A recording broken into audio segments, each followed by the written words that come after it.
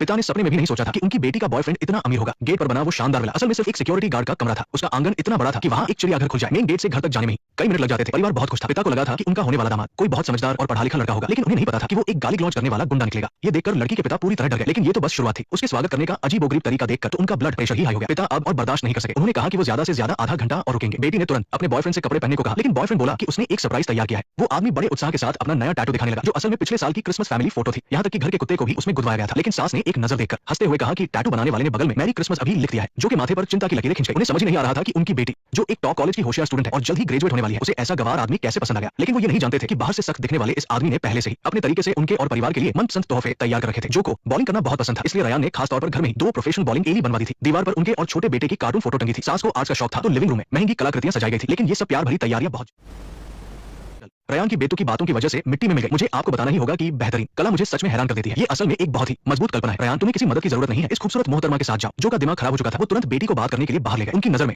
Ryan एक बदतमीज, अजीब से कपड़े पहनने वाला और हल्के मिजाज का इंसान है। पैसे होने के अलावा उसमें कोई खूबी नहीं है, और वो बेटी से 10 साल बड़ा भी है। बेटी ने पिता से अपनी गलतफहमी दूर करने की मिन्नतें की। रयान का बस बात करने का तरीका अलग है। अगर उसे थोड़ा और समय दिया जाए तो वो उसकी अच्छाई देख पाएंगे। वो पूरी उम्मीद कर रही थी कि पिता रुककर उनके साथ क्रिसमस मनाए और रयान को खुद को साबित करने का एक मौका दे। बेटी को इस तरह मिन्नतें करते देखकर जो का दिल पसीज गया। वो उसकी खुशियां नहीं छीनना चाहते थे, इसलिए आखिरकार मान गए। डिनर की टेबल पर रयान ने बड़े प्यार से फ्रेंच खाना परोसा। डाइनिंग टेबल पर बैठे जो ने जब बेटी और उसके बॉयफ्रेंड को इतने प्यार से देखा तो उनके तने हुए चेहरे पर फाइनली एक मुस्कान आई गई। जो से रहा नहीं गया और उन्होंने पूछ लिया कि वो दोनों कैसे मिले। रयान ने बिना कुछ छिपाए बताया कि उसने हाई स्कूल के बाद ही अपना बिजनेस शुरू कर दिया था। जब उसकी कंपनी सेट हो गई तब उसने अपने सच्चे प्यार की तलाश शुरू की। एक पार्टी में उसकी मुलाकात खूबसूरत और समझदार एमी से हुई और पहली ही नजर में उससे प्यार हो गया। एमी के करीब आने के लिए उसने खुद को एक आम इंसान की तरह पेश किया। हमेशा गालियां देने वाले इंसान की आंखों में अपनी गर्लफ्रेंड के बारे में बात करते हुए एक अलग ही चमक आ गई। उसे एमी की हर पसंद याद थी, लेकिन उसका ये प्यार भरा अंदाज रयान की बकवास बातों ने पल भर में खत्म कर दिया। उसने बताया कि कैसे तीसरी डेट में ही वो दोनों रिलेशनशिप में आ गए थे और यहाँ तक कि उसने वैलेंटाइन डे की रात की कुछ प्राइवेट बातें भी बता दी। ये सुनकर जो की मुस्कान अचानक गायब हो गई। लेकिन इस पिता को सबसे बड़ा झटका तो तब लगा जब उन्हें पता चला कि वो दोनों पिछले 1 साल से लिव इन रिलेशनशिप में रह रहे हैं। एमी ने जो राज पूरे 1 साल तक बड़ी सावधानी से छुपाए रखा था, वो रयान की बेवकूफी भरी ईमानदारी से पल भर में खुल गया। जो की नजरों में एमी हमेशा से एक संस्कारी, बात मानने वाली और प्यारी सी बच्ची थी। लेकिन अब बेटी ने न सिर्फ उनसे लिव इन में रहने की बात छुपाई, बल्कि ऐसे बदतमीज लड़के को चुना। एक ही पल में बेटी की वो संस्कारी छवि टूट गई। रात को सोते समय भी जो इस बात को भुला नहीं पा रहे थे। कमरे में वो रयान को कोसी रहे थे कि अचानक दरवाजे पर खटखटाहट हुई। जो को लगा कि बेटी उन्हें मनाने आई है, लेकिन जैसे ही उन्होंने दरवाजा खोला सामने रयान खड़ा था, जिसे देखकर उनका सिरदर्द और बढ़ गया। दरअसल रयान की बकवास बातों की वजह से एमी और उसकी बहुत बड़ी लड़ाई हुई थी। एमी ने उसे परिवार की इज्जत न करने के लिए फटकार लगाई थी। रयान को बहुत पछतावा हो रहा था और वो खास तौर पर जो से माफी मांगने आया था। मुंहफट होने के बावजूद रयान ने बिना देर किए अपनी गलती मानी और सच्चे दिल से माफी मांगी। इसके साथ ही उसने जो और उनकी पत्नी को अपने बीते हुए कल के बारे में भी बताया। बचपन में ही उसके पिता ने उसे छोड़ दिया था। वो बिना किसी प्यार और सही मार्गदर्शन के बड़ा हुआ था। उसने वादा किया कि वो उन्हें अपने सगे माता पिता की तरह मानेगा और एमी को भी बहुत प्यार करेगा। जब रयान ने अपने मुश्किल भरे अतीत के बारे में खुलकर बात की तो जो और उनकी पत्नी का गुस्सा भी धीरे धीरे शांत होने लगा। वो समझ पा रहे थे कि बिना पिता के प्यार और सही सीख के एक बच्चे को अकेले संघर्ष करके यहाँ तक पहुंचना कितना मुश्किल रहा होगा। जो कि मन में रयान के लिए बनी गलतफहमी में पहली बार कुछ कमी आई। शायद ये आदमी वैसा भी नहीं